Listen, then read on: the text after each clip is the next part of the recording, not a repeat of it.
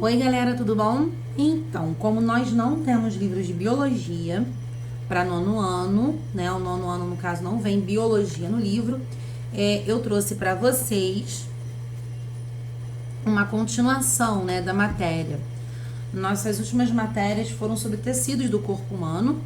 Eu trouxe para vocês aqui a continuação, tá, gente? A continuação daquilo que tá no caderno de vocês, então, por favor, copiem. Isso aqui, essa primeira aqui não é necessário copiar, porque vocês já têm, é só para relembrar que o corpo humano tem 4 tipos de tecidos diferentes, tá? Desses 4 tipos de tecidos diferentes, nós temos o tecido epitelial, o muscular, o tecido nervoso e o tecido conjuntivo, que é dividido nesses outros aqui embaixo.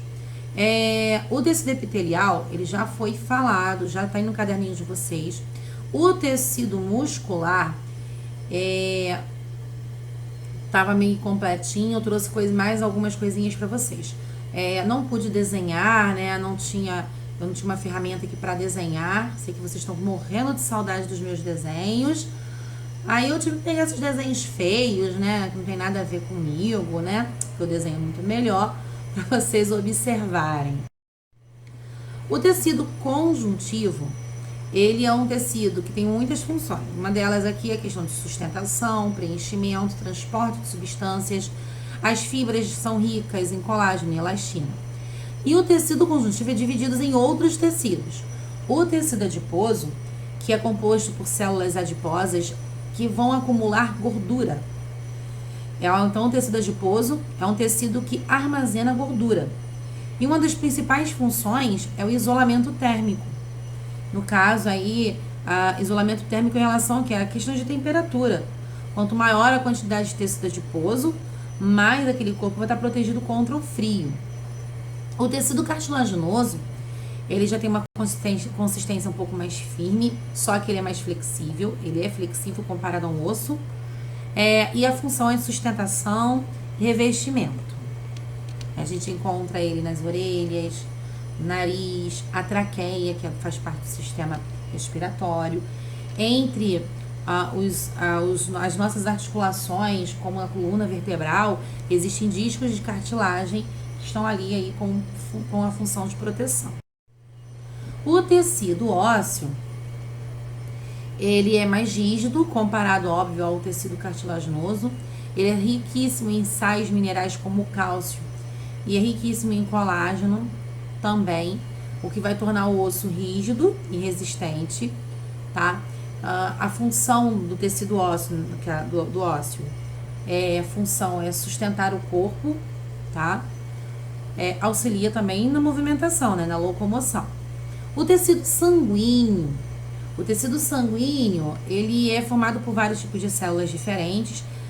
Depois eu falo dessas 3 aqui, mas essa aqui, olhando aqui para baixo na imagem, aqui a gente tem a hemácia, esses daqui são os leucócitos, e esses coisinhas pequenininhos, esses pontinhos, seriam as plaquetas. Cada um tem uma função, tá?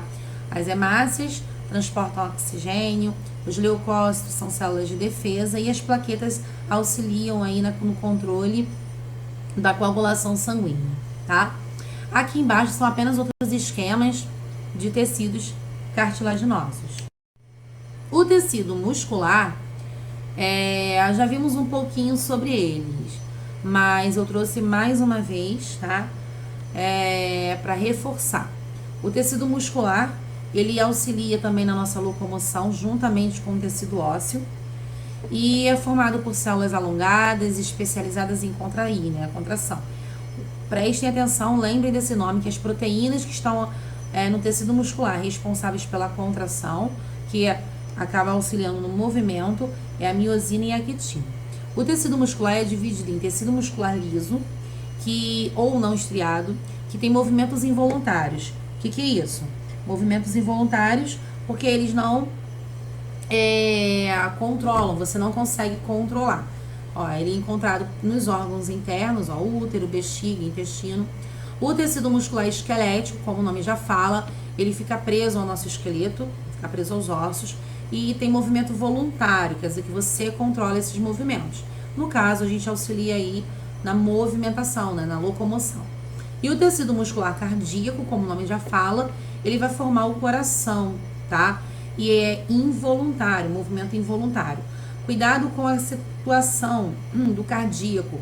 Não achem que artérias e veias entrem aqui não, tá? Artérias e veias, eles entram no tecido muscular liso. O cardíaco é somente o coração.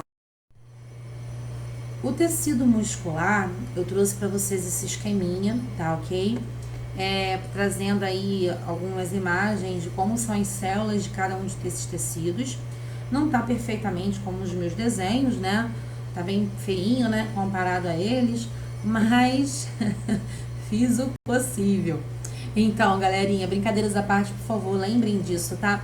Tecido muscular cardíaco, ele, no caso, faz parte do coração, ele constitui o coração. O tecido muscular esquelético, ligado aos ossos, auxilia no movimento. E o tecido muscular liso, que constitui os órgãos internos. O tecido nervoso é um tecido formado por células nervosas chamadas neurônios. E aqui nós temos aí um neurôniozinho para vocês. E a gente vai ter aqui um corpo celular, que é como se fosse o corpo da célula. O núcleo, onde tem o material genético, os dendritos, por onde vão entrar os impulsos nervosos. E quando os impulsos nervosos eles entram, eles passam pelo corpo celular e vão passar por essa linhazinha aqui dentro, ó, chamada axônio. Ao redor do axônio existe a bainha de mielina, que tem a função de proteger esses impulsos nervosos, ok? E no finalzinho, a gente tem ramificações do axônio. O que é isso aqui escrito sinapse, Juliana? Depois a gente vai falar um pouquinho quando tivermos aula só de tecido nervoso. Mas a sinapse é um espaço que existe entre um neurônio e o outro, onde vai acontecer a transmissão dos impulsos nervosos. Tá legal? Na última página, assim, né? Daqui a pouco vem uma paginazinha aí com exercícios. Mas nessa paginazinha aqui para vocês, eu tenho um mapa mental, tá? Falando rapidamente de cada tipo de tecido. É uma coisa muito legal de se ter, de se fazer. Ele estimula a sua memória, tá? Então, assim, não é obrigado a copiar, mas ele é bem interessante em se ter, tá? Beijão, fiquem com Deus.